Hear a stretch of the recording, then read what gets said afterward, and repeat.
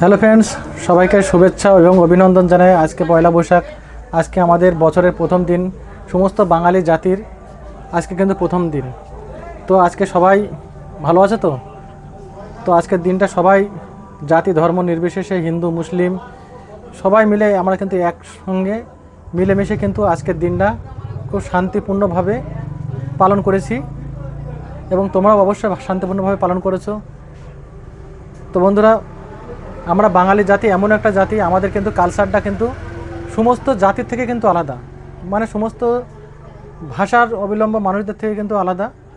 কেন আমাদের বাঙালির একটা সম্মান ইজ্জত সব জায়গায় আমরা পাই।